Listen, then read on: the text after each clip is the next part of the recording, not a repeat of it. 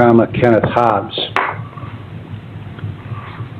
State of Ohio plaintiff versus Kenneth Hobbs, defendant, in parentheses, a man. Attached to that is some document that's titled Flag of the Vessel, and another document, of Ohio Department of Health Certificate of Life, birth. So, Mr. Hobbs, I'm going to address this with you. You indicate, well, the motion says, the body of the motion, now comes a defendant, a living man in special appearance, who asks this honorable court to grant said defendant to be the legal representative for the person named in the instrument as defendant Kenneth Hobbs.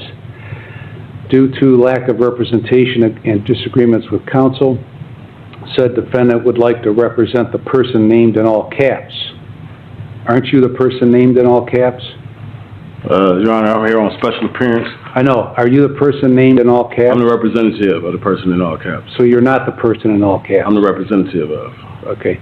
So are you or are you not the person in all caps? No. You're not. Okay. Right now, let me finish. In no way do I give consent or jurisdiction in this case and request to move forward and challenge the alleged violations in the instrument the state has provided. Attached for the record is my certified and documented living man's document showing that the person charged is a living man representing the person in all caps and will be appearing to represent himself by way of duress and special appearance. So what do you mean appearing to represent himself? Is that you? I'm representing the person in all caps. Okay. I'm a living person, living flesh and being person. Right, but you're not the person in all caps? Oh, who's the person in all caps? That's the entity of the corporation. Okay, you can't. I'd like to challenge you're not, hold on, you're not permitted to practice law. You're permitted to represent yourself. You're not permitted to practice law. The Constitution says anybody without a bar can represent you. Okay. Well, and I'm telling you that you cannot represent somebody unless you're a lawyer. So you can't represent yourself based on what you're telling me. You can't represent the person in all caps because you're not a lawyer. Unless you acknowledge that you are the person that's charged, you are the person in all caps. I don't understand. Well, you've told me that you're here to represent the person in all caps, but you're not the person in all caps, that the person in all caps is the entity. Right? Your Honor, I'd like to present my live birth certificate on the record and my I already have it. living life. It's already in the record. It's part of this is the original copy, and I want to bring fraud into it because I'm really a beneficiary and not the trustee, so. Okay, so you're not Kenneth Hobbs, the person in all caps that you represent? That's the entity that I represent. Okay, well, you're not going to be permitted to represent an entity. So Ms. Carroll is your lawyer.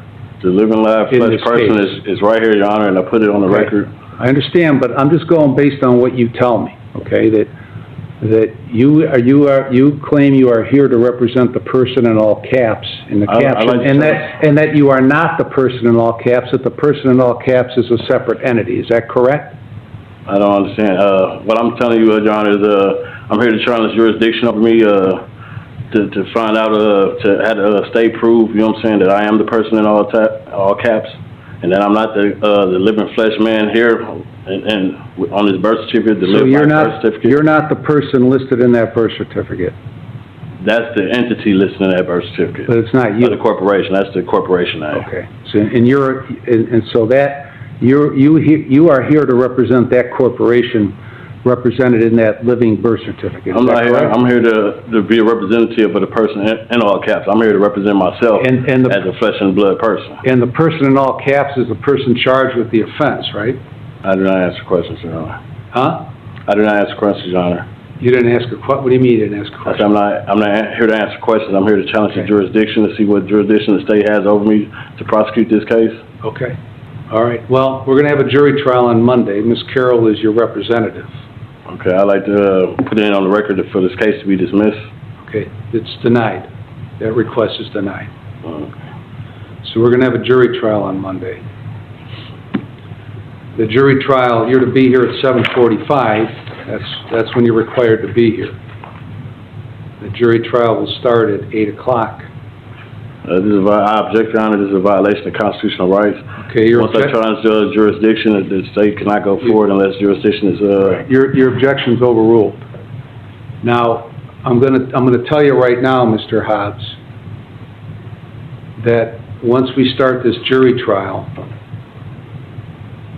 that if you speak out of turn during the course of this jury trial, okay, meaning the only time you're permitted to speak is if you speak discreetly with Miss Carroll at the table, without the jury hearing anything, or you testify. That's the only time you're permitted to speak when the jury's in the courtroom. Do you understand that?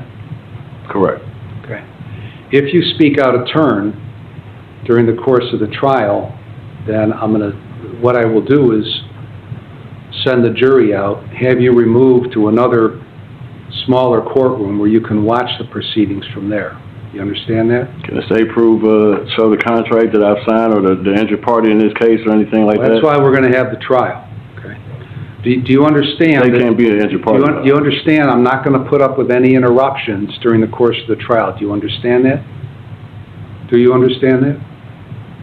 So you're nodding your head yes. Is that correct? I'm here to challenge the jurisdiction, Your Honor. Okay. Do you understand that I'm not going to put up with any interruptions by you during the course of the trial? Your Honor, once I stated that I'm the true living person in this case, and there's no injured party, and there's no damage done or anything like that, so they had to prove beyond the preponderance of the jurisdiction. They have to. Right. That's why we're having a trial. If they can't prove the jurisdiction, okay, then they can't prove the case. But that's why we have the trial. And can I see the official seals and official so here's wet ink on the signed documents?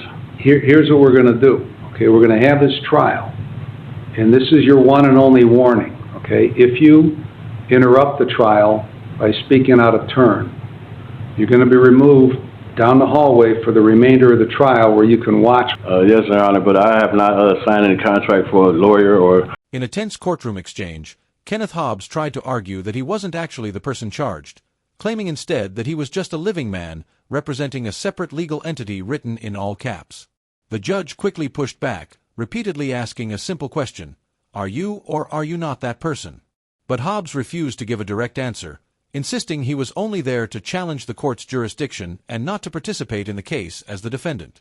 As confusion grew, the judge made it clear that this strategy wouldn't work, explaining that only a licensed lawyer can represent another entity, and unless Hobbs accepted that he himself was the defendant, he couldn't defend the case at all. Despite Hobbs continuing to question jurisdiction, contracts, and injured parties, the judge denied his request to dismiss the case and firmly set a jury trial date, warning him that any interruptions in court would lead to him being removed from the courtroom. Come Monday. Okay? Is there anything else to put on the record from the state? Nothing further, Your Honor. Thank you. Carol? No, Your Honor. Thank you. All right.